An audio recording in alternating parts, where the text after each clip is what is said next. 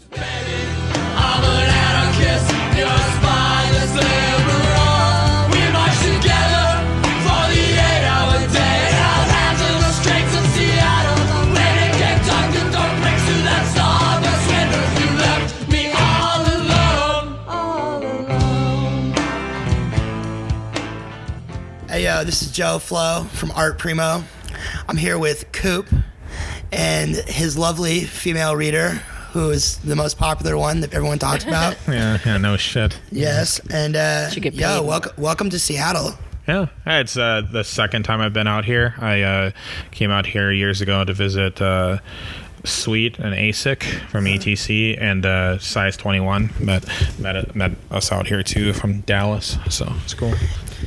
First off, I just really want to thank you, because I think the thing that you're doing is like just a really amazing thing. It's just like I have hella boys that like are in like real like creative desk jobs now, and I put them on to like your podcast, and they're all like super addicted to it and listen to it while they do work, and I know I listen to it like all the time, so thank you. I just want to tell you thank you. Yeah, it's I appreciate that, and it is definitely one of the things with the podcast that's the most humbling is when I get texts from my friends and they say like, oh, I ran into so-and-so, and they're like, oh, you fucking know that guy who does that podcast. It's just weird because I feel like my legacy isn't ever, if there ever will be a such thing, isn't going to be my writing, but like this podcast, which is kind of weird. And what can you do? So I mean, yeah, but in theory, like I get like you put a lot of effort into writing, obviously, like everyone does, but this purpose and role might actually serve as for the greater good of graffiti, and having that be your legacy, like that could be even more amazing thing to the people that you inspire or get to pass down traditions to, where this oral tradition of graffiti might have been lost. Yeah, and that's I think that one thing I've said from the beginning is, who's the person who's going to tell someone's story the best? And I think graffiti has learned already many times in our culture that if you depend on an outsider, a leech, an editor, like someone who's a documentarian, they always fuck up how we fucking put our stuff out there. It always happened. So who's going to say someone's story the best? And it's going to be them.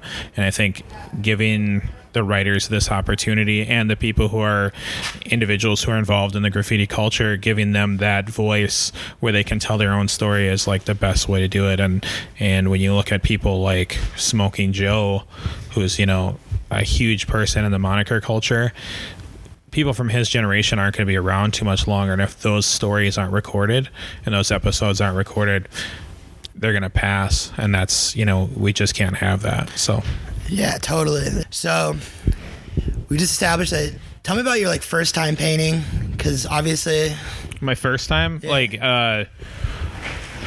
First time painting was kind of weird. All right, the first time I painted, I got into graph because of a political group I was involved in, like a radical politics, and one of the guys there used to write.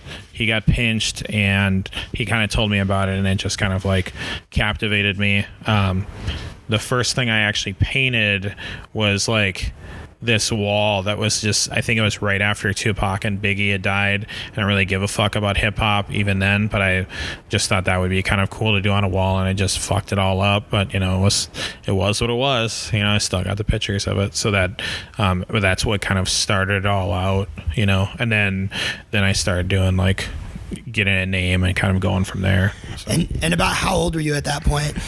I was old. I got into writing fucking really old. Like, so first time writing was 97, so I was probably 23. Wow. Yeah, so like I started way late, and when I look at my career, I can honestly kind of look at it, and it took me until I was probably 27, 28 to actually do something that didn't look like an eyesore. So because it took me a long time to fucking kind of piece things together, even on just like a functioning level, you know. So where there's other people who are my age who got it right away, you know, was at a much younger age or whatever. So, and then, so prior to your involvement with the political group, do you have any like early memories of graffiti? Because I know for me, like long before I ever even wrote graffiti, I remember like seeing like heavens on the freeway or like tags in neighborhoods and things, and just always having this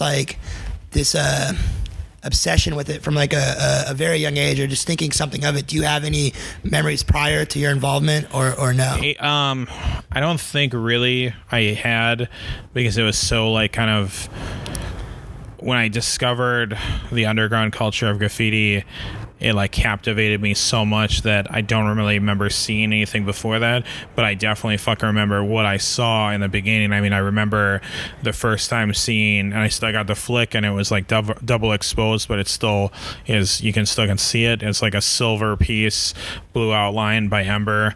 I remember seeing a box truck by Monk from Boston who lived in Minneapolis.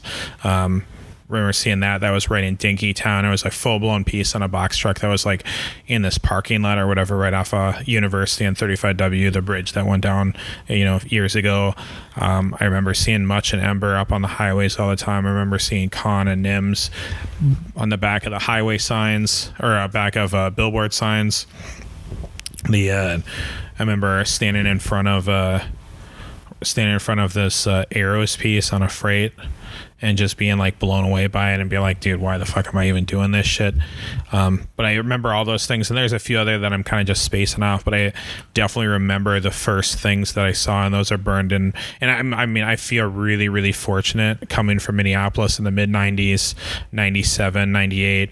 Like there was so much good history and so much cool stuff that was, you know, there. I mean, like AKB and HM, both those crews, and Kept, there was a standard to letters there, and a standard to graffiti that was so far superior to like a lot of other cities at that time. And I think it was just a perfect place to come up. And with that, I think that really established in me, like I had to really try to come with it, but having like a learning disability, so to speak, on an artistic level, I had to I feel like I had to try 10 times harder to make accomplishments, but maybe that's why I stuck with it for so long and really felt like I had to come with it. So, but yeah, I hope that answers your question. That was dope. That was definitely kind of what I was getting at. One of the things that like stands out to me the most, and I really, really like this idea and concept that you talk about in your podcast. You talk about the idea of graffiti as a folk art, and I was just curious, is like, did you get that concept for someone, or is that a concept that evolved in your own head? At what point did that click in your head? Because like when I hear you talk about it, it gives credence to like a lot of ideas I've already came up with in my own head. Like in Seattle, for example, like I know a lot of kids that have a tag and a decent hand style, but they didn't really like write beyond just maybe like when they're like drinking 40s in the park, but they had the tag or whatever. Or even how people traveling up and down the West Coast will like meet other people that are into the same things and pass knowledge. And knowing that, the folk art tag really, I think applies well. So where did that come from? I think that's severely influenced from apprenticing the way I did for tattooing and being like sunned and schooled the way I was in tattooing. I think it was drilled in my head by the people that I really respect in tattooing, who were nice enough to, you know, kind of like tell me what was up. And unfortunately, some of those people I've had falling outs with, you know, because of, you know, being younger, you know, in the spirit of tattooing and, you know, letting maybe my ego get ahead of me and this, that, the other thing. But I learned a lot from them, and those things kind of went into graffiti, where it's like I didn't even really realize it with graffiti that it was this thing that like I respected these individuals and I want to be like these individuals. And that's the same way with tattooing, where it's like tattooing has this long history, and when you learn the history of tattooing and then apply it to your tattooing, that's more important than just being all me. And I think that a lot of the individuals that I interview and a lot of people that are my friends, they have that perspective too. So it like really solidified my viewpoint on like, everybody can pat themselves on the back and fucking be like, oh, I'm a fucking artist or this other bullshit. But at the end of the day, it's like, it is a folk art, and it's one of the ones that the last ones out there. And there's people who, in my opinion, are like doing it a disservice by like fucking doing half-ass shit, you know, and like not really trying to come with it. And I'm not saying that I always fucking came with it, because there's plenty of times like I half-assed freights, or, you know, had to fucking step away from a, you know, like a highway spot, or, you know, maybe got shook on a billboard or whatever, or like, you know, doing a heaven back in the day. Your career is never going to be like 110%, but I see people like sometimes like executing stuff, and I just think they're half-assing it, and where it's like, it's this disservice to graffiti. Like, if you're gonna put your ass out there, you might as well like try to do your best. And the folk art thing, like ASIC talks about it, you know, a lot, where it's like, this is a folk art, it's supposed to be passed down. And I think that's one of the biggest goals that I'm currently trying to do with the podcast, is like really drum into people. Like, I feel really lucky to have interviewed Tars and Virus, you know, yesterday in Vancouver, because those guys, like, Virus, you know, taught Tars, and if there was more of that in graffiti, I think there'd be a lot better graffiti. So, yeah. Wow. Have you been surprised at any of the writers you've been able to get to interview? Like, people you might have been like, oh, I'll never get that fool to agree to this, or... Yeah, I mean, that happens regularly. It never ceases to, you know, kind of like amaze me that someone would be willing to fucking sit down and talk with, you know, Mr. Minnesota nasally accent, you know, and really put themselves out there and stuff. So, I mean, like, I'm always happy for who I get, and I'm always pretty surprised. I mean, there's definitely ones that I knew that were going to happen. You know, I was like really pumped that Gamble got on. I mean, I knew that was going to happen, you know, and like my friends and stuff, you know, like ASIC and this, that, the other thing. But then having people like Ether, who is a good friend of mine, Pre, who's a good friend of mine, them to agree with it was really, really awesome, because they were kind of like, you know, it's like, Ether, is he really going to want to fucking do this? And he was so supportive. And I think a lot of the success of the podcast has kind of hinged on Ether being on it in the beginning, and that's why he's like still one of my closest friends. But then GK was a big one. That was definitely one that like kind of blew me away. That was like that one definitely, like, just how it fell together and stuff. I wish I had more preparation for that one, but I was really pumped that one happened. Virus yesterday, that was really fucking cool. Fuck, man, there's like so many when they've happened where I'm like, oh shit. So I mean, the list goes on. If I had it in front of me, I could like rattle them off. But yeah. Oh, Nope was one. That was actually, now I'm thinking about, Nope was one of the ones where it was like, that was fucking mind blowing, where it's like, holy shit, this is happening. And Kept was another one where, like, having looked up to that guy's graffiti pretty much since the beginning of my graffiti career, and talking to him on the phone and having this awesome conversation and stuff, and like getting into his head and like all this other stuff, it was just fucking awesome. Because with Kept, that was one of those guys that I knew he traveled, so I wanted to travel, and then I sought out his like tags, and like, you know, when I was in Indianapolis, when I was in Chicago, and like got pictures of those things, and I still have those pictures. And then, you know, and then sitting there on the phone with him, I think those ones are the ones that kind of were like, I don't know, just really kind of a little bit like, oh shit, you know. But yeah, but if I had the list in front of me, I could just go down the fucking list and be like, but anytime anyone gets on there, I'm kind of surprised, because I'm surprised that they would want to fucking talk to me. I'm also surprised that they would want to talk. Yeah, of course. Nice. Yeah.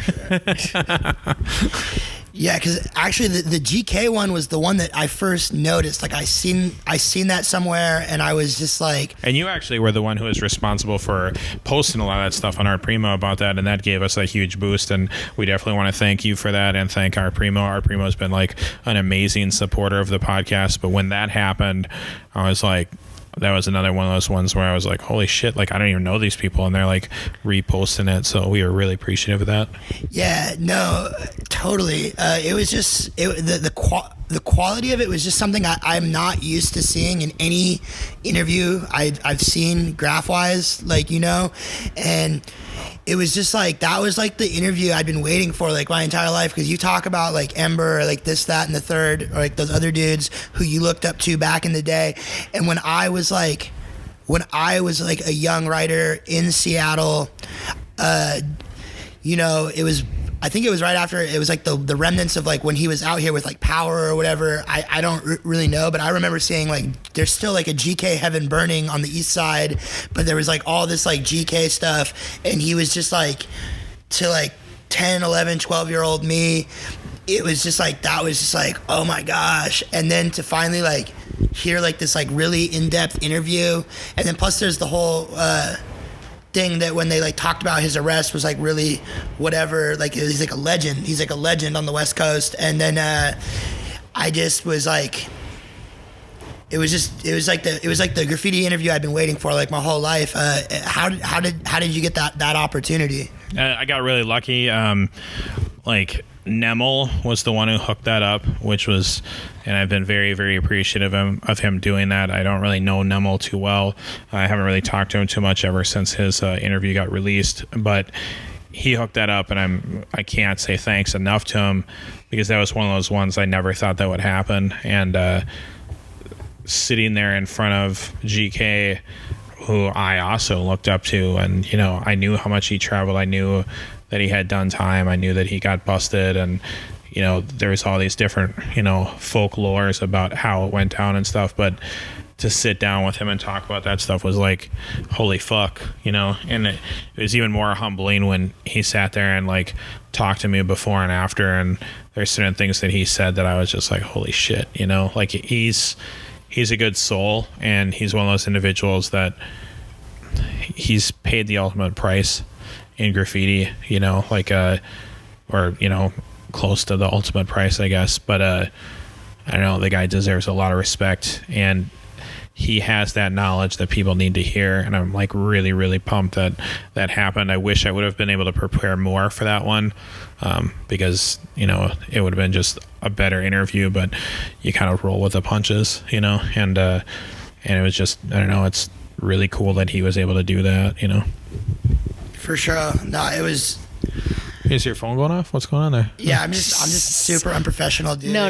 Now you've turned into Coupe is what's happening. Yeah. I just put it on silent. You know, I apologize. I was. Whenever there's a phone going off on the podcast, and he's like, "Oh, female reader, turn off your phone." It's Coupe's phone. Oh, is that right? Yeah. I always put my shit on airplane mode before I start an interview. So look at you going for it. So here's I was just turning it off, but I'll airport it right now. I'm just busting your balls. You don't have to do that. I got it though. Like, you know, I gotta, if I'm gonna get my interviewing chops. You know, I mean, we're just going as we go. You feel me? Yo, you forgot to put a son in there too. Yo, son. Yo, but that was just me naturally talking. I wasn't doing a character. That was just my true like.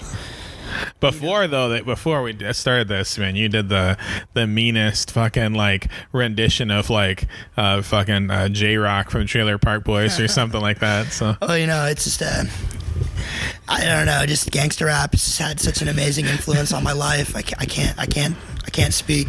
Sing his praises enough. Since you're from Seattle, yeah. I got two rappers I got to ask you about. Okay, Sir Mix-a-Lot, did he have such an intense effect on the scene back in the day? Yes. Was he just like loved, like Minnesota loves fucking Atmosphere and Slug? Did people just love Sir Mix-a-Lot here? I mean, that's like a little before my time, but I know that he's like I know like he's done a lot for the community, and I know that like he's a big part of it, and I know that his albums are like albums that people would bump, not just for the cuts that you think of. And yeah, he had a major impact on the Seattle rap scene from my understanding of it. And then so then the second part of this is, so you got now Macklemore came out of here. And how do people feel about him? I mean, if you really know that dude, like that dude's like, that guy's like a real cat. Like he, I mean, he's not. Just so you know, for the record, I actually like Macklemore. So. Oh yeah, well, he's like if it's just like a thing, man. Like he was someone you'd see like out and about, and I can understand like how like he's perceived on like a national stage, but that guy's an awesome dude. And dude, there's an interview with him that is so fucking rock solid where it's like, dude, that guy deserves respect, because he was doing Soundset in Minneapolis, which is this big, huge, like hip hop outdoor fucking show, but it's like Rhyme Sayers and Atmosphere's show, and he was invited to that, and he was interviewed by some fucking hip hop outlet, and he fucking basically was like, "Oh, I like Atmosphere's old stuff, but I don't like their new stuff." It was so awesome. Like at like the show, I was like, "Dude, that's fucking dope," you know, because he was just keeping it real. So. No, yeah, he's a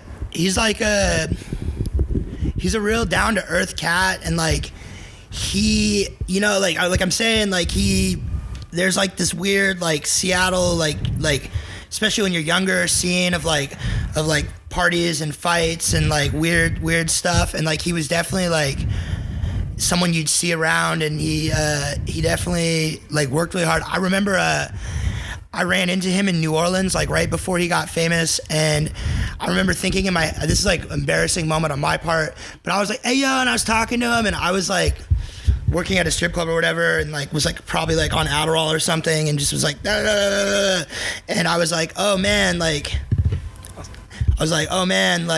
that's cool, you're still rapping. And in my head I was like, oh, this poor guy. And then egg in my face, like I mean I didn't say anything rude, but like, you know, but he's definitely like a real sick dude. And I think that people that hate on him really just don't have I mean, you don't necessarily have to like his music, or I get it, he's not like some gangster rapper that you can like easily like be like, that shit's hard, but he's just like he's a real dude, and he I like him a lot, and I think that especially that one song that he did that basically is a pro-gay song is pretty awesome, because when I was, you know, writing graffiti really hard, you know, and trying to really write really hard, I should say, but you know, going to Scribble and all that other shit, man, there was so much homophobic shit that I heard in battle raps and shit like that, and to have him come out like that, you know, automatically garnered like respect from me, because I know that, you know, yeah, pop culture picked up on that shit, but dude, underground hip hop has always been about saying like, you know, faggot this, that, the other thing, and I always thought that shit was weak. You know, I think that if you're a battle rapper, you should be able to be above that and fucking diss someone in a better way than just fucking saying that they're having sex with another man or whatever. So he automatically got a lot of respect from me for that. And yeah, he became really popular. He's made his money, you know, and you know, but I back it 100%. So for sure. Total off topic, huh? That was crazy off topic. That was like I felt like you almost like you like tried to like you're like the interview dude that like you kind of like manipulated the reins or whatever, right, to get like, yeah. I'm gonna fucking talk about Macklemore today. Yeah, now if I'm gonna come to Seattle and I'm gonna get interviewed, of course I have to like talk about local stuff. I should have actually texted fucking ASIC before and been like, yo man, tell me a bunch of shit that I can say about Seattle, and then he'll be like, oh, fucking say something about the Seahawks, say something about this, that, the other thing, but I didn't. Wasn't for thinking. Sure. So. Yeah. I really threw you off. A little bit. Un poco, you know, it was just like, hey, yo, B, yo, I'm trying to keep a real straight face here, and like, you know, like, we're. You're doing good. One of the things, again, this is like, and this probably speaks a lot to like my own experiences, like coming up in like a graffiti scene or whatever, but I really like how you take like a really unflinching look at the graffiti lifestyle and the sacrifices people make to get where they're at, and how a lot of times it isn't pretty and can have a detrimental, you can't see quotation marks with my fingers, a detrimental effect on a conventional life goals. Not to say that that's a bad thing, but it's just a realistic look. What am I trying to say? Was this like whole thing like a conscious effort or just a byproduct of providing an honest look into the lives of writers? Well, when you look at my, weak ass history with graffiti or whatever you want to call it, the harsh reality is, I caught 3 cases and I was going to fucking go do 6 months, and I left my hometown. I fucking put it all behind me and fucking ran from it for years. And I got super lucky that for whatever reason, Minneapolis fucking closed the case out on me, 7 years later, because Mines was living in Minneapolis, and he had a lawyer up there, and I was like, dude, I got to close this out, and if I have to go up there and do time, that's what I'll do. Man, the lawyer went down there and was like, your case is closed. You owe me $200 for looking, but the case is closed. And I was like, oh fuck, that's awesome. Now I can go back and visit my family. But when I started writing and I left Minneapolis, I said to myself, like, hey, I'm going all in, and I want to become like a nationally known graffiti writer if I can do it, and I feel like I accomplished that goal at that time period. But the thing about graffiti is you're forgotten so quickly, which sucks, but it's the harsh reality. Once you're not active, a lot of times people did, Yo, we got a plane going over. I feel like but no, so that's my perspective on it, is like, right from the beginning, I had to give up like seeing my family, gave up my, life that I had in Minneapolis to pursue this, graffiti dream. So it is ingrained in me. I know what it's like to fucking, sacrifice for the fame, for the love of graffiti. And I made that sacrifice, but that's so low on the level compared to like other people who have paid it even higher. I mean, like, I wish I was closer to him, but I consider him a friend. $2, he paid. He paid for this shit with his life. And he's not the only one. I mean, I've had like a lot of good friends in graffiti pass away, and a lot of the stuff is directly because of graffiti.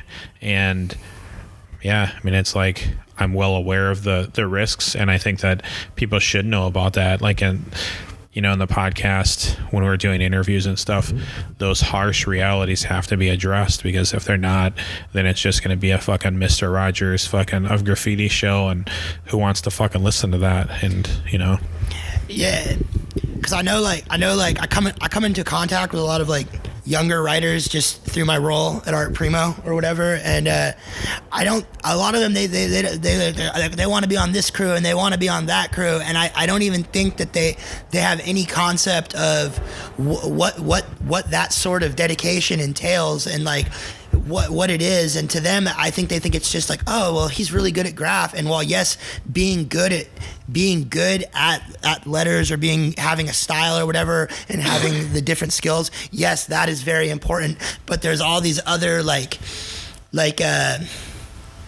what's the word for it? There's like these other skills and just abilities to like talk or like be the right guy at the right time.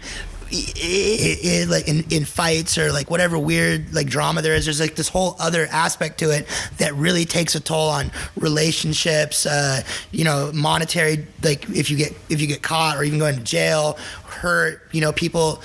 In the US, like, I think like writers, just because of the climate of the judicial system, if you get busted, there's a lot of things, like the people who are in fucking major crews are in those crews because, they made the right moves, or they fucking were up, or, they just, made the right friends or whatever.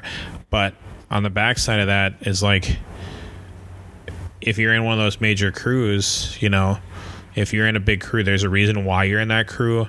You had to sacrifice a lot, and a lot of times when you take a younger writer who's just been exposed to it, there's the innocence of graffiti, and I think a lot of times all of us want to get back to that, where like the innocence of graffiti, and Virus talks about that actually in his interview, and when he was talking about that, it really fucking hit me hard, because I was like, holy shit. I mean, there's like a lot of truth to that, but younger writers, they don't realize that like to be in this crew, you have to jump through all these hoops, and not only that you have to impress all these individuals on the way, because any one of them, if they see like something about you, like a weakness in your character, they're gonna be like, fuck that dude, you know. So I mean, there's a lot to it, and it's, you know, I mean, it's one of those things, you know, where it's a pretty heavy sacrifice, you know. And you never know with these younger writers who's going to stick around. It's just like back in the day. I mean, I started writing with like 7 different people, and, you know, I'm the only one who's really involved in graffiti culture still. So what does that say, you know? Yeah. I think this transitions well into the next kind of talking point that I have is, so you took like a hiatus from graph to like transitioning into being like a tattoo artist and whatever, and you talk a lot about the graffiti retirement plan and whatever. And was that like a conscious decision where you were like making a break and you're like, well, I need to put this aside while I get these ducks in a row, because this is what I need to do to be, and look, whatever. Yeah, it's completely calculated. Basically, long story short, I was racking a lot and making money, but that was definitely not a way that I wanted to exist for the rest of my life. A situation happened where, well, there's a situation that happened where I got busted, and the person I got busted with really acted fucking like a hard motherfucker before he got busted, and he folded like a taco when we got busted. And, you know, he had said things like, you know, if it's me or him, you know, he was like, there's talking about a third person that they really pinching him and pushing him, you know, and they were pushing me too to snitch out this person that we didn't even know or whatever. But this person that I got busted with was like, you know, if it's me or him, sorry, bro, you're not on my level. And it was like, oh shit, that guy just said that he'd fucking snitch on this guy quick. And when that happened, that really hit me hard, where it's like, I don't want to rack for the rest of my life. I don't want to write and be, you know, chasing that and stuff for the rest of my life. I love graffiti, but I just couldn't believe that this person that I respected in graffiti was like, you know, that shallow, that he was willing to fucking just become a snitch. So, and then that's when it like started, the wheels started turning, and I got offered an apprenticeship for tattooing. And then about a year after I got it, and this all happened right around the same time, about a year after that, I was like, you know what, I'm going to do that. I'm going to move to the middle of fucking nowhere and completely step away from graffiti. And the first few years of tattooing, I still had to supplement my income and still rack. And I would go and travel to visit people. Like I visited Attack a bunch of times, Story up in Detroit, Teed in Detroit, Ripe down in Delaware, AGS in Delaware, and a shit ton of other people. I could rattle people off, you know, to supplement my income. But then once I was able to fucking survive off tattooing, you can best bet that I was done with racking. And shortly after that, I fucking stopped writing. 2007, 2008 was it, you know, and then just felt like I had to really focus on my tattooing and get, you know, so I mean, it was all calculated, yeah. So, but at the same time, there's never been one moment in my life with my tattoo career that I've never, like, I've always been very open about, like, if it wasn't for graffiti, I would have never got a tattoo apprenticeship. It wouldn't have happened. I mean, when Thorns, my buddy from Columbus, you know, when he got into tattooing, he was like, he vouched for me. He told, like, the person that we both apprenticed under, he's like, hey, if you want to, like, this guy is really fucking trying to be dedicated to this art form, he might be the same way with tattooing. And, you know, that's kind of what happened. So, oh, here we go. It's a smart ass comment. What? No. I was gonna say nothing. No, like Since you asked. the way you were looking, the way you were looking at the microphone, I was. Hear it. That was a face. I want to hear what that had to say. Yeah. Do you have a smart ass one? No, I was just listening to your story. No. It's so rare you're coherent. Jesus Christ. Oh, wow. There it is. Yeah. There it is. Yeah. So, and I also hear you talking a lot about. So I don't know a lot about tattooing. Like I like tattoos, and I have friends that do it, and it's interesting to me. I always kind of assumed, and I was talking to this other dude I know recently who writes and does tattoos, and when I was getting a tattoo from him, I'm like, oh yeah, your graph thing must have really helped with like tattooing, or like people must like think you're a big name. And he like laughed at me, and then like was like, oh no, I try not to like let people know that I write. And then funnily enough, and then soon after that, I started hearing you saying that in your podcast when you're talking to people, where people are saying that that's sort of like not, I don't know if shunned is the right word, but can you talk more about that? When I got into tattooing, I got my second tattoo from a guy whose name is Jay Fish down in Louisville, Kentucky. Great guy, great friend. Like that guy a lot, and he taught me a shit ton about tattooing while I would be getting tattooed by him. And one thing, he looked at me in the face when I told him that I got an apprenticeship, and he said, the last thing the world needs is another graffiti artist who turns into a tattooer. And the reason he said that is because there's a lot of fucking people in graffiti who think that like that's just a natural transition, and I'm the shit in graffiti, so I'm gonna be the shit in tattooing. And it's not like that, man. Like you have to be like humble.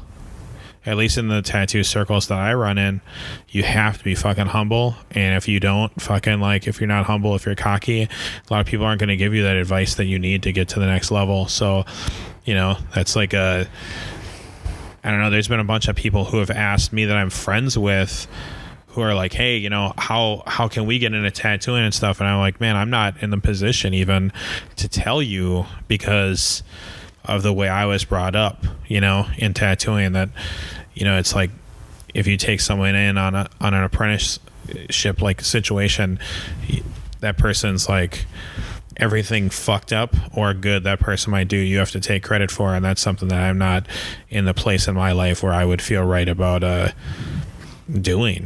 Like I got to work on my tattoos, I got to work on my shit to get better before I would take on like someone as an apprentice. And if I ever apprenticed someone, there's only one person I would apprentice, and there's a reason why, because I feel like he's paid a lot for graffiti. So if he wanted to get a tattoo and I could see that I would like help him maybe like get an apprenticeship, I don't think I would necessarily apprentice him, but I would like do my damnedest, just because, sure.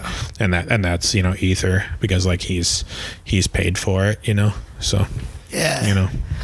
Yeah. Like I know a lot of writers are like really, really like mega secretive, or they can also be really boastful and braggarts too, but some of them can be like secretive to like the nth degree, where it's just like ridiculous. Are you doing yoga over here? No, it's very Seattle, we're progressive. Oh, dude, yoga is fucking hot in Minnesota too. I love it. We're busting out like the organic spray paint soon, and it's gonna be we got something on the line with Whole Foods or something. I don't know. Nice. It's just like gluten-free spray paint. Sorry for interrupting you. Oh, you're Gucci, man.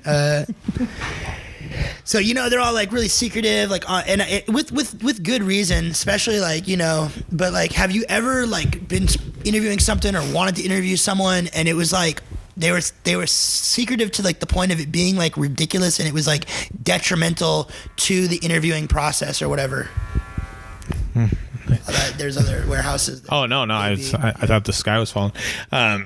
Yeah, there's been people who have been that way, but I get it, because the thing about it is that's how I'd probably have been when I was active. So it's like when people are like really paranoid and like, dude, I need the voice changer, I need this, I need that, I need all this stuff. I totally get it, because that's how I would fucking be. So when people are like that, I don't ever really necessarily get offended, because I get it. I mean, like I know what it's like to fucking, get arrested for fucking graffiti, and like them coming to your fucking door of your friend's place and arresting you because they fucking want you. I've gone through that shit. I've been chased and got arrested. I've seen some of my friends' paperwork where they fucking got their phone tapped and shit. So anybody who wouldn't want to fucking like have that shit go down, like anybody who would want like to put all that stuff on there. I totally get it, and I would be the same exact way. So it's never happened where I've thought that someone's being ridiculous or whatever. I think that there is one thing about it, though, is the more someone puts restrictions on themselves when they're doing an interview, the higher chance the interview isn't going to be as solid as it could be.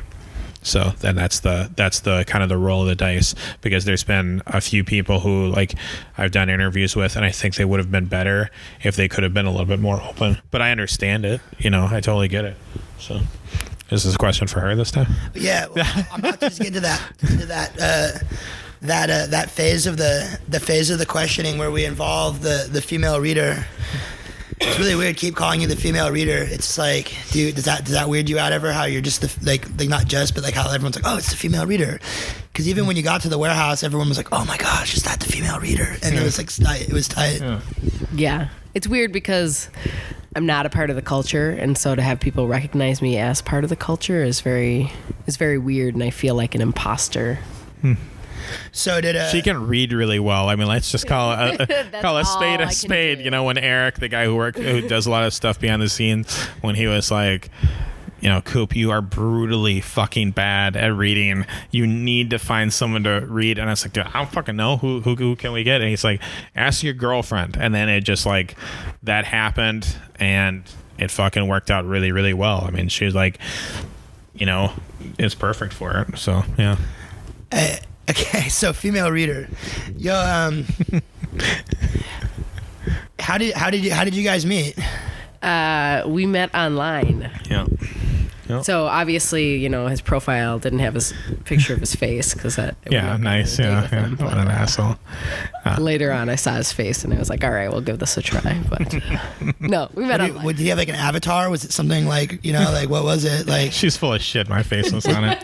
Was he wearing a fedora? Yeah, you're right. Yeah, right. That's really what attracts me. Fedoras. Yeah, no, I'm just kidding, guys. If you actually want to know, like, our first date, we went to this Chinese restaurant in St. Paul that was called Little Szechuan, and they fucking had the best food.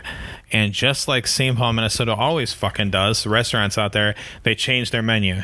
So you go there and it's like, I'm thinking it's gonna be rock solid, and it's a shit fest. They changed their fucking menu and it still went all right, but then we basically broke into the fucking state capitol.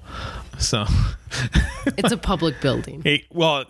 We park next to it, and she's like, hey, let's go into the state capitol. And it's like, it's fucking 9:30 at night. Are you out of your fucking mind? I'm not going into a federal building at 9:30. It's open. So she walks up to the door and just like jiggles the handle, and it fucking opens up, and we walking around a fucking federal building at 9:30 to 11. Is that when you knew she was a keeper? Yeah, pretty much. Yeah. So it took me months to know he was a keeper. What? Oh, really? Nice. Jesus. Hey, familiar. Did you know anything about graffiti before meeting this guy right here? Nothing. I had no idea. No conception. I've gotten quite the education in almost 2 years. And when did you first find out that he was a writer, and did it like? What'd you think of it? Yeah, this is a good question, actually. So, I didn't know he was a writer. I just knew he was a tattoo artist. And we went to a tattoo convention, and he's like, we got to go meet these guys. I think they're from Texas. We had to go meet them and whatever. And I was like, okay. So we went to this booth, and these guys turned around and were like, oh, shit, and totally started fanboying out. And I was like, what is going on? And then one of the guys came up and was like, I can't believe I'm meeting Coupe. I can't. And I was like, what? I was talking to one of the other guys, and this guy was totally like, diming me out. Found out. So I knew for a long time his past, and didn't tell him because he had alluded to there are things that I don't like reveal, blah blah blah, all this bullshit, trying to be like mysterious and whatnot. No, I just I've had bad experiences with women I've dated in the past, knowing that I write graffiti, so I didn't want to. I'm not as quick to go down that road, So yeah, I kept it secret, and didn't really tell her, and then like 6 months in, then I decided to break it to her that like this is a big part of my life, and this, that, the other thing, or used to be. And she was like, oh wow, I didn't even know. But then I found out months later that she knew all about it. Yeah, nice, huh? Yeah. So like obviously like the podcast probably takes, I'm assuming, I didn't do the proper research and kicking myself, but I'm assuming that the podcast takes a kind of a lot of Coupe's time. How is it transitioning into like him getting this hobby that seems to just be like mega time consuming, and then he's like, oh, by the way, I need you to work on part of it too and read, and that like how is that all playing out? So how long have you been doing the podcast? A year. So about 6 months into dating, he's like, I'm thinking about doing this podcast. And I was like, yeah, whatever, and then it totally blew up, and it's a huge part of our lives.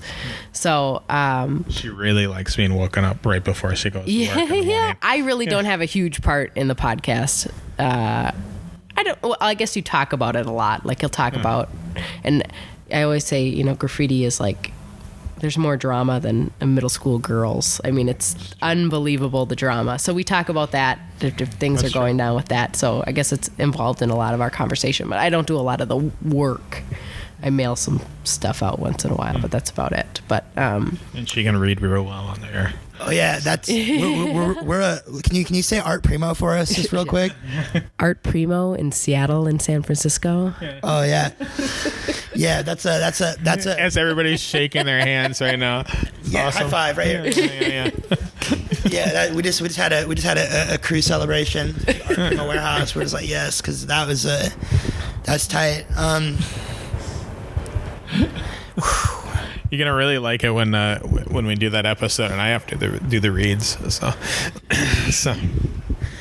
I know this has happened to me personally in graffiti, and I think I've heard you mention it before, but like, has anyone disappointed you, like where you like have this idea of who they are and you're like, man, that guy's sick, he got the best spots, blah blah, like tags are so buttery, and you meet them and they're just like just pathetic or the dick or something, and it just like shatters your image where like you can never go back to the eyes that you used to view their graffiti with. And there's the FedEx truck going out in the background, taking spray paint and markers to all of our ArtPrimo customers, and all across the world. Just letting you know that we didn't drop everything to do this interview. We're actually still a functioning business, and things are happening. We care about you, the customer. We do. You're amazing. Wait, what was I talking about? As far as like, as far as anybody who really disappointed me, I think I'm going to answer that in two different ways. Like, one, it's really easy to focus on the negative of, like individuals who were like, because there was one, like one of my heroes in graffiti, like he had a great interview, and then he emailed me later about how he was like, he thought like Sol and I were taking shots at him afterwards. We were just talking shop and stuff, and I don't think anybody else felt that. I think that he just saw that, and it was really unfortunate because like I have a lot of respect for that individual, so that's one of those one times where it kind of just sucked or whatever. But I think he probably got over it, and maybe someone like told him like, yeah, dude, I don't think that's how it went down. But what I've been more impressed with though is like people that I meet who I become friends with, and they're huge members of the graffiti community, and they're functioning members of society, and they're able to make that balance happen, whether they're a dad, whether they're a boss, a manager. When I met Moan, in New York, and I see that how like he takes care of himself so much, and like really is disciplined, in his life, that was pretty awesome. Like meeting the solo artist, and like meeting him and seeing like how cool he was, and then he has like a dietary restriction, and it just blew me away. It was like instant respect, where it's like, holy fuck, like this guy like does it, and he had made all this food for us and stuff, and it was with that dietary restriction, and I was just so fucking impressed. There's other people like that too that just have their shit together, like Artistic is a good example, and Milwaukee, that guy's like so dedicated to benching, and then to hear him talk about those perspectives and being like taking his career like taking these pictures of freights and then turn into a career of retouching. Those are the people that I really respect, and the ones that don't have an ego about it, because I've definitely interviewed a few writers who they might have been really successful in their life, and then they do things in graffiti where it's like, they just think that they're the shit and they can get away with anything. And that's like, and I fucking don't like that either. I think that like the ego in graffiti is the thing that bums me out the most. Some of the negative things about it, but I try to focus in on like the positive. And like I said, the people who like I really respect are the people who like can do it and like keep their life going in order, because it is like, it's a hard thing for me to find a balance on when I was doing it. I mean, I couldn't, I had to completely step away from it, because I couldn't find that balance. So I guess that's kind of answers that question, I guess, so. When we were over in the that was a really good answer, by the way. I was over here making the okay signs. Like you can't. I'm not used to not being able to speak with my hands, so like I'm kind of exaggerating, but it's funny. When we were over in the warehouse looking at stuff, I saw that you were eyeing a particular kind of marker that you said was the game changer. You want to tell the ArtPrimo youth and loyal customers, not necessarily youth, what those game changing markers are? I can't because that would be going to the folk art thing. Like Pre fucking told me, he was like, hey, use these particular markers, because I was having a big problem painting HOs, and Pre put me on, and he was like, hey, use these markers because they're the shit, but don't tell anybody. I was like, all right, I'm not telling anybody. So it's like one of those things in that situation I can't, because out of respect for Pre. So okay, fair enough. That makes perfect sense. So that just means you have to buy all the markers and figure out which one is the one that are the OG hitters. All right. Yeah. So next, so you were looking at the ArtPrimo squeezers, how it's a whiteout pen with all these different colors, and we talked briefly about how, and even for me, like I'm like probably like maybe like 8 years younger than you, maybe 5 or 6, somewhere 5. I think you're probably 30 years younger. I don't know. Looks of it. He's pretty old. Okay, well I'm trying to be nice here, all right? I'm not trying to. She's not accustomed to being nice. So even me, like I started writing in like when I was like 11 or 12 in like 98 or 99. That's when I started too. So yeah, so you're about 10 years older than me. Yeah. So back then, like, you had to find everything. I mean, you could get like New York fats and you could get Rusto fats, but you had to order them, and I don't know, it seemed kind of sketchy, so I never did because I didn't like trust, like, you know what I mean? Paranoia, yeah. Or I might go to a wall and someone would kick me down some caps or whatever, and and then, you'd have to go find, this store has this thing, and you get that there. And if you let's try to figure out I had like a tattoo on my hand from like a mop. It went away finally, but it was like a dot from like trying to make a mop, and I had like this knife, and it was gnarly. Never mind. But so what I'm trying to say is like now it's a thing where like we got, somebody buys a mop that's like pre-made, and then they're like, oh, it got on my Jordans, and like it's like, and that's good. That's a good thing, and it's also a bad thing. Like talk something about like what your thoughts are, because I think it's really cool, but at the same time there was that time period where it was a super thing where you just had to know, or you had to meet a kid to find out about it. Well, there's hey, nice meeting you. So it was really nice meeting you. So I wish I got to talk more. So, but yeah. So I was from a generation, I got lucky where it was just about the turn, and there was still a lot of like information you could get about how to make a deodorant stick marker. And like, I remember, there was this one place on University Avenue, I'm sure it doesn't even exist anymore, in St. Paul, and that's where you had to get Marsh ink because you couldn't order online, and you had to go there, and it was like a stencil fucking place, and you got to go in there, and you're like, younger dude, asking them, I need to order this fucking, and they're giving it to you, and they're like, what the fuck does this guy need it for? And you're like, fuck, I hope I never see these fuckers again.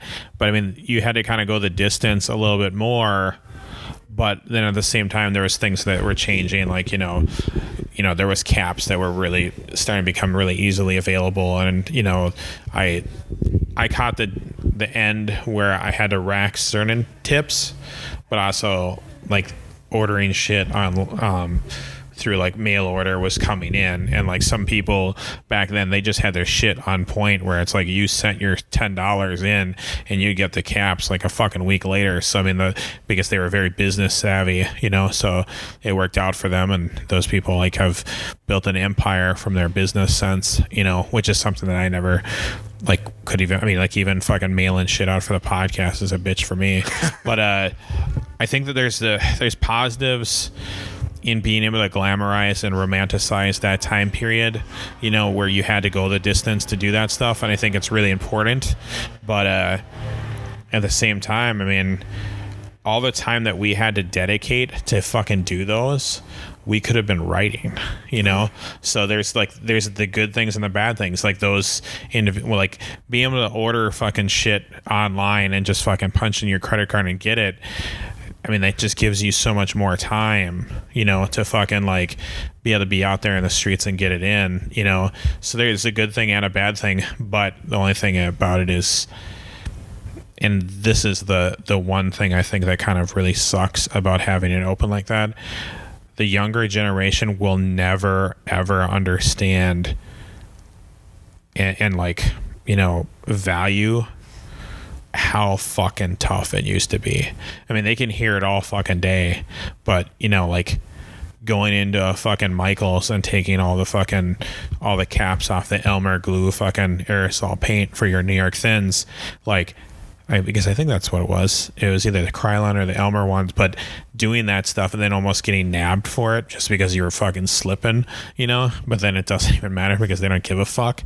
Like, the newer generation is never going to understand like how fucking like sacrificial that was, but at the same time, like the older writers are never going to fucking really understand too. Like, it just makes it so much easier, so you can be so much more consistent, and you can get so much more shit done with the tools that are out there now. I mean, like fucking raising the pressure in a fucking can. Like, I mean, that's one thing that I used to do a lot back in the day, is like I would, to paint faster when I was doing highways and billboards, I would find a way to bring the pressure of the can up so it would come out hot faster and dry faster, and then I could get in and out of that situation.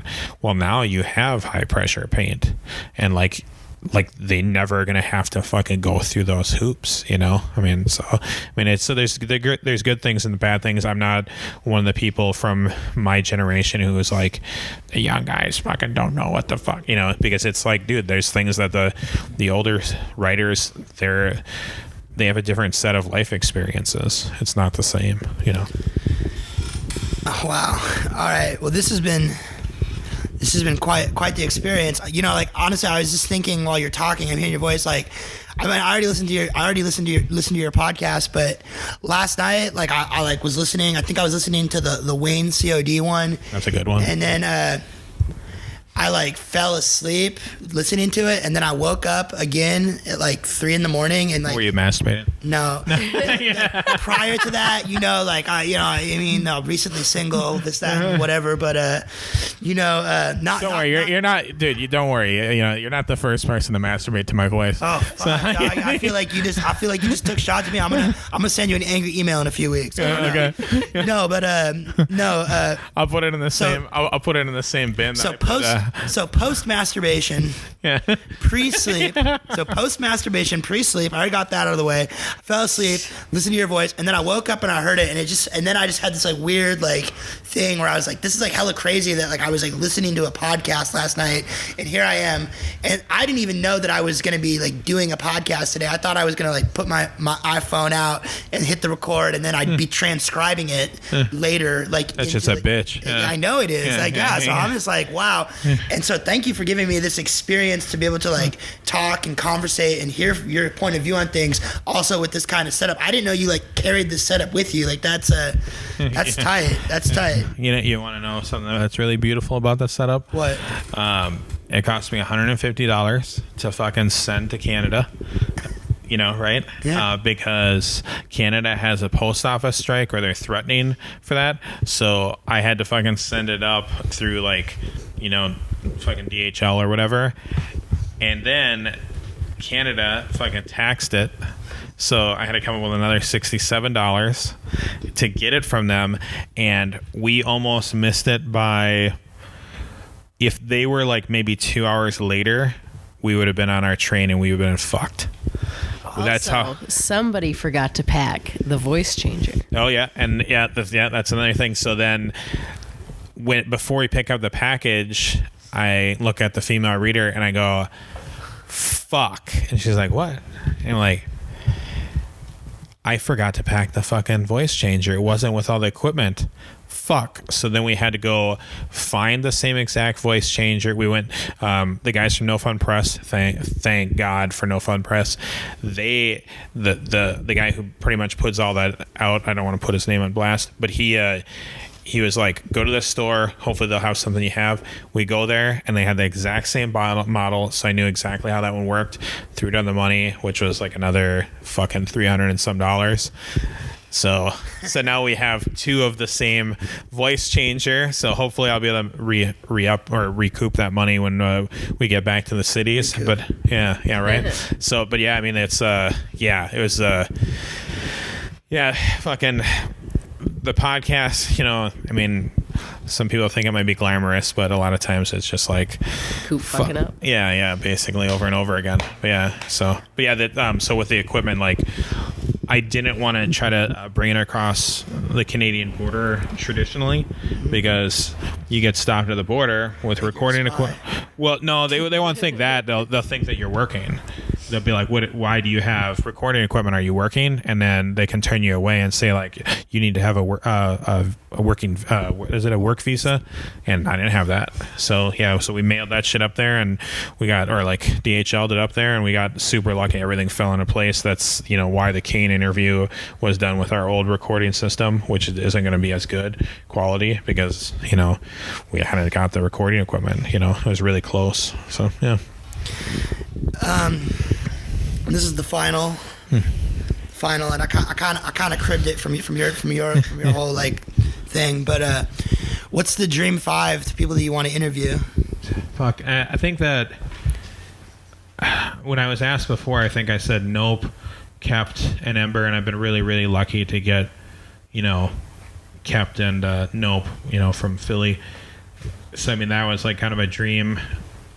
I understand why Ember doesn't want to be on, and I respect that. So it's like, but I still would love to have him on one day.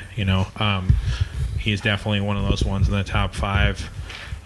As far as alive people in the graffiti culture, I mean, fuck, man, there's been so many that I've got recently. I mean, getting Boris from the Grifters, I mean, that was like, holy shit, man, that guy's like doing so many cool things.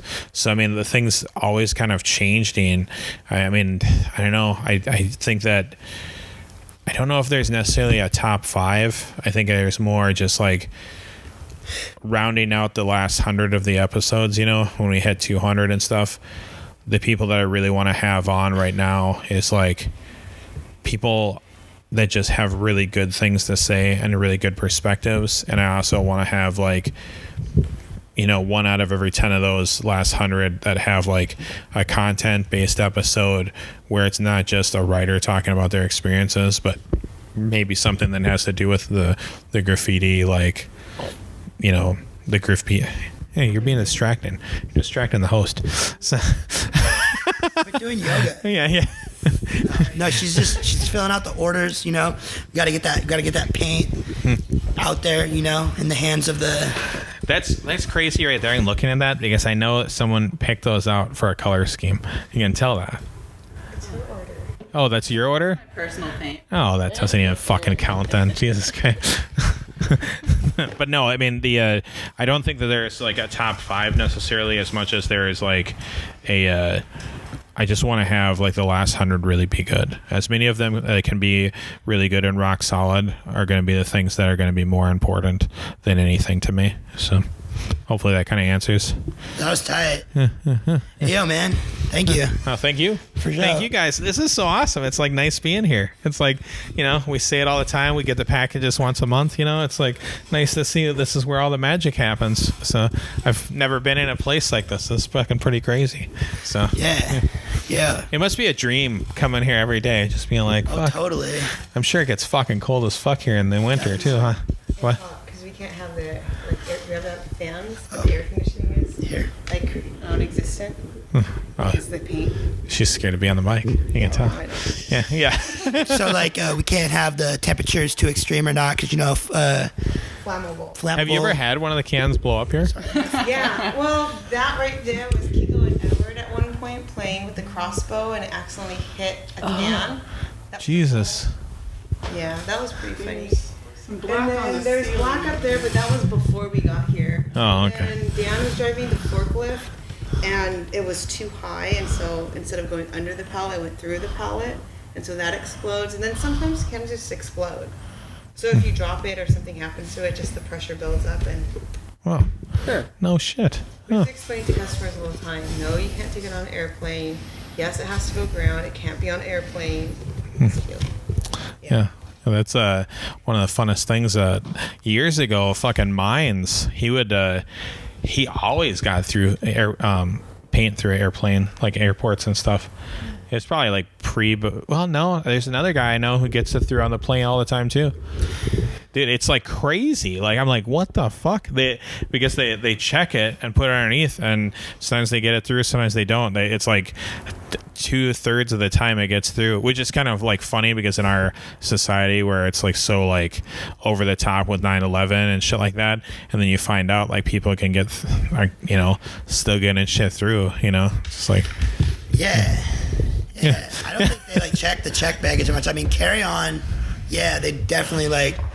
But just thinking about like my own personal experiences with like flying and whatnot, I don't think check baggage gets as much of a. We really shouldn't talk about this. I feel like this is like I feel like we might have just got ourselves on like a watch list or something. I'm already on a watch list, motherfucker. Yeah. Yeah. Hey, if you're not doing it, if you're not on a watch list, then you're not doing it. So, Okay, well, you haven't lived until your phone's tapped, that's true. That's very true. But no, I mean, like I said though before, all jokes aside, I really thank you guys for everything that you've done. You've been like a fucking really amazing supporter of the podcast from like pretty much the beginning. So it's been like really, really awesome. It's definitely when these kind of like friendships and stuff like that, it's weird because it's like looking at it's like, okay, this shit's gonna be done in a year, and it's like there's certain people that I'm always gonna remember, like always had good experiences with them, so It was Joe. Joe did it. Joe reposted one because we listened to it personally. I think all of us individually listen to your podcast as fans, as like people that did. but Joe's the only one who masturbates when he wants to. Yo, no, you're gonna give me so much shit for my boys. Yo. Well, that's part of graffiti though, man. It's like if you can't give it and you can't take it, like you should be like, if your boys are gonna fuck with you, you should be like this, be like, hey, at least he knows that I masturbate while I'm listening to him, because he doesn't even know when you guys are masturbating to his voice. Yeah. Well, just thinking of like, Oh yeah. I already get like some kind of weird shit, like fucking some epically big writer who's hella cool usually and like whatever, and he's seen me and I was like getting my haircut and we chopped it up, and it was like rare that he was in Seattle, and he goes, haha, it's pretty cool you're working at ArtPrimo. I'm selling spray paint. I might have to call you if I ever decide to buy any spray paint. And like it was totally like just like a low-key dig at like about like, should I delete that? Was that an inappropriate thing? I mean, it's I think that there's, sorry to interrupt, but I think it's one of those things where it's really fucking, I mean, and this is coming from me who like, dude, I racked a lot of fucking paint, and I'll be the first one to say though, like, if I could get a deal on paint, I'm gonna fucking take it, like why the fuck wouldn't you? And then like with the paint that's out there now, a lot of times, like, I mean, back in the day, like one of the biggest hustles that we always would do is like, you'd rack some shit and then you would like fucking sell that shit. Yeah. And then you would go buy the paint you wanted. I mean, the thing that you guys have though is you have a service that fucking has paint that like you can make a fucking line as slow as you want, and that shit's not gonna drip. So I mean, there's a time and place for like Rust-Oleum. There's a time and place for fucking like specialty paint.